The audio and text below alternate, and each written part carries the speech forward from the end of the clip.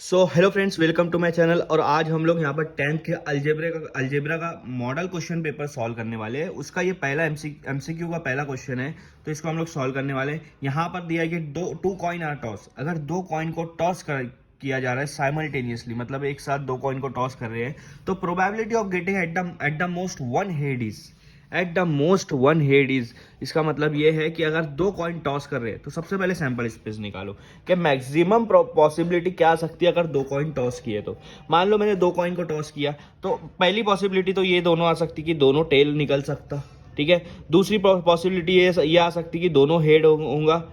तीसरी पॉसिबिलिटी ये आ सकती है कि एक टेल है पहला वाला और दूसरा हेड है। और चौथी पॉसिबिलिटी ये आ सकती है कि पहला वाला हेड आ रहा है और दूसरे वाला टेल आ रहा है। तो ये चार पॉसिबिलिटी मैक्सिमम आ सकती है अगर दो कॉइन साइमल्टेनियसली टॉस कर रहे हो, ठीक है।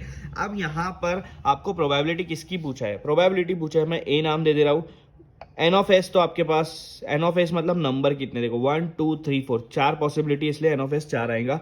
हाँ, ए का मतलब है कि probability of getting at most one head, ज्यादा से ज्यादा एक हेड आना चाहिए, मतलब एक से ज्यादा हेड नहीं चलेगा। एट मोस्ट वन हेड, ज्यादा से ज्यादा एक हेड आना चाहिए। तो ऐसी कौन सी पॉसिबिलिटी है? एक से कम आ सकता है लेकिन एक से ज्यादा नहीं आना चाहिए, ठीक है। ये हमारा पॉसिबिलिटी पूछा है। अब इसके अंदर से देखो, पहला टेल आ सकता है, इसमें तो एक भी हेड नहीं है। हमने क्या बोला है? एक से ज्यादा नहीं आना चाहिए, एक से कम आ सकता नहीं आ सकता, ठीक है।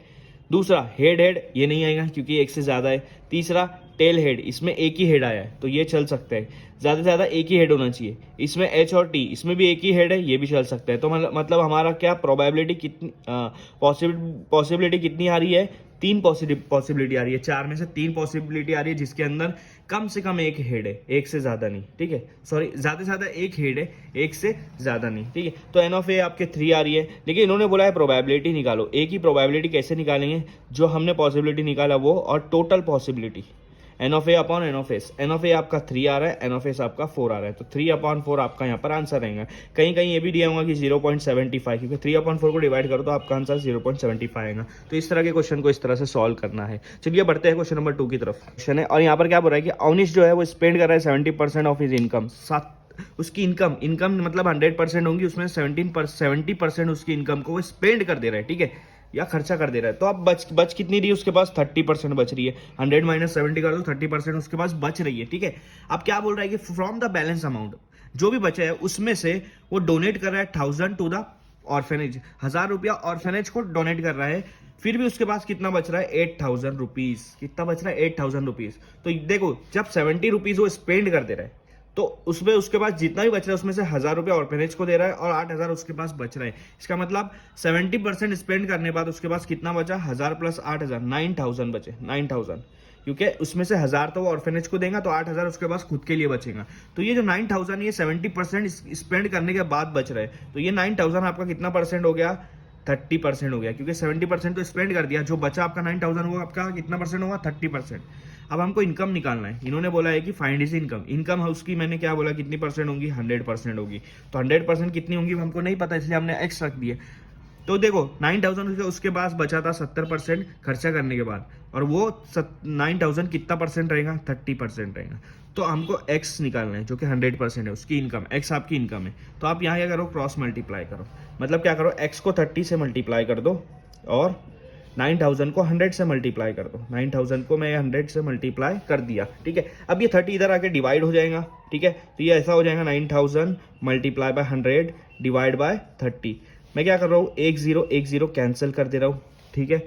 हाँ, अब 3 1 3 के टेबल में 3 3 9 होता है, और 3 0 यहाँ पर है तो 3 0 के आगे लगा दो। 3000 हो गया, और इधर 10 है तो 3000 को 10 से मल्टीप्लाई करो तो कितना आ जाएगा? 3000 को 10 से मल्टीप्लाई करेंगे तो 30,000 आ जाएगा। कितना आ जाएगा? 30,000 रुपीज़। तो उसकी ओरिजिनल इनकम कितनी थी? 30,000 रुपीज़। उसमें से 70% जब वो स्पेंड कर देता है तो उसके पास बचती है 9000, और 9000 में से 1000 ऑर्फेनेज को दे देता है तो बचता है 8000। तो आपके ऑप्शन में 30,000 को आपको टिक करना है। इस तरह से ये क्वेश्चन को सॉल्व करना है एमसीक्यू का। फटाफट हमको यहाँ पर सॉल्व करना है क्वेश्चन। चलिए बढ़ते हैं क्वेश्चन नंबर 3 की तरफ। सो फ्रेंड, ये हमारा थर्ड क्वेश्चन है, और देखो थर्ड क्वेश्चन एमसीक्यू का ये दिया हुआ है अरिथमेटिक प्रोग्रेशन के ऊपर, ठीक है। अब यहाँ दिया है F D is equal to -5, मतलब कॉमन डिफरेंस दिया है -5। एन दिया है 10, मतलब टोटल जो आपके टर्म्स होंगे वो 10 होंगे, या जो भी होगा मतलब टोटल होंगे, या फिर आपको n is equal to 10 term तक के दिया हुआ है। ए एन आपका 68 दिया है, ए एन मतलब लास्ट टर्म होता है, ए एन को हम लोग लिख सकते हैं टी एन बी, कुछ लोग इसको टी एन बोलते हैं, तो ए एन को आप टी एन भी बोल सकते हो, ये आपका लास्ट टर्म होता है। लेकिन उन्होंने पूछा है कि फाइंड द फर्स्ट टर्म और 4 ऑप्शन दिए। फर्स्ट टर्म मतलब आपको ए निकालना है, क्या निकालना है, ए निकालना है। अब ए एन का फॉर्मूला हमको पता है, नंबर ऑफ टर्म्स का फॉर्मूला, टर्म्स का फॉर्मूला पता है क्या है, a plus n minus 1 into d, ये अरिथमेटिक प्रोग्रेशन का फॉर्मूला है, आपको पता होना चाहिए। ए एन आपको दिया है 68, तो एन की जगह 68 रख देंगे, ए हमको निकालना है, प्लस एन की जगह यहाँ पर दिया है 10, तो 10 माइनस 1 और डी की जगह दिया है -5। तो सबसे पहले हम लोग जो सॉल्व करते हैं वो ब्रैकेट को सॉल्व करते हैं, 10 में से 1 गया तो 9 बचेगा, और ये दोनों मल्टीप्लाई है तो इसलिए -5, 9 मल्टीप्लाई बाय -5, ठीक है। यहाँ माइनस मत कर देना, ये मल्टीप्लीकेशन है क्योंकि यहाँ पे ब्रैकेट दिया हुआ है। 9 5 कितना होता है, 45 होता है। ये प्लस और माइनस, प्लस माइनस हमेशा माइनस होगा इसके अंदर, अगर आप प्लस माइनस कर रहे हो। 9 5 45, तो -45 में इधर कर देता हूँ, ठीक है। अब ये -45 अगर उसको दूसरे तरफ लेकर जाएंगे हम लोग इक्वल टू के वो साइड, तो वो हो जाएगा +45, और वो साइड बच रहा है सिर्फ ए। 68 + 45, 60 + 40 100 होता है, और 8 + 5 13 होता है, तो 113। तो ए की वैल्यू क्या आई आपकी 113, 113। तो 113 जहाँ भी ऑप्शन है उसको राइट कर दो। इस तरह का एमसीक्यू क्वेश्चन आपको पूछ सकता है। चलिए बढ़ते हैं क्वेश्चन नंबर 4 की तरफ। तो दोस्तों ये हमारा क्वेश्चन नंबर 4 है। क्वेश्चन नंबर 4 एमसीक्यू का यहाँ पर दिया हुआ है, Ayush buy a share of face value of ₹200 for market value of ₹250। मतलब आयुष एक शेयर खरीदता है जिसकी फेस वैल्यू 200 है लेकिन मार्केट वैल्यू 250 पर है, ठीक है। A company confirm 20% dividend on share, company ने 20% डिविडेंड दिया है शेयर पर, तो what will be the rate of return. Rate of return निकालना है, बहुत ईजी है। रेट ऑफ रिटर्न मतलब आरओआर, रेट ऑफ रिटर्न इसको शॉर्ट फॉर्म में आरओआर हम लोग बोलते हैं। तो रेट ऑफ रिटर्न का सिंपल सा फॉर्मूला, अगर आपको फेस वैल्यू, मार्केट वैल्यू और डिविडेंड दिया हुआ है, सिंपल सा फॉर्मूला है, फेस वैल्यू को डिविडेंड से मल्टीप्लाई करो, फेस वैल्यू को क्या करो, डिविडेंड से मल्टीप्लाई करो और डिवाइड करो मार्केट वैल्यू से। फेस वैल्यू को डिविडेंड से मल्टीप्लाई करके डिवाइड करेंगे हम लोग मार्केट वैल्यू से।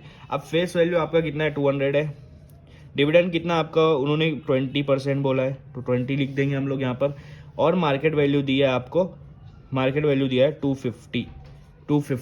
तो ये परसेंट में है तो हमारा आंसर भी परसेंटेज में ही निकलेगा, इसलिए मैं परसेंटेज को हटा नहीं रहा हूँ, ठीक है। ये 0 और 0 कैंसिल कर देंगे हम लोग, 0 और 0 कैंसिल कर देंगे। 5 के टेबल में 5 4 ज़ा, 5 5 ज़ा, ठीक है, 5 5 ज़ा, फिर ये 5 1 ज़ा, और 5 यहाँ पे भी आ जाएंगे 4 ज़ा। तो ऊपर आपका बच रहा है 4 मल्टीप्लाई बाय 4, 4 4 ज़ा कितना हो जाएगा 16, नीचे क्या बच रहा है 1, और डिवाइड में 1 आता है तो हम लोग उसको गिनते नहीं है, 16 डिवाइड बाय 1 कोई उसका वैल्यू नहीं है, तो 16% आपका यहाँ पर रेट ऑफ रिटर्न आएगा। तो कितना आ रहा है रेट ऑफ रिटर्न, 16%। तो ऑप्शन में जहाँ 16% है उसको टिक कर दो।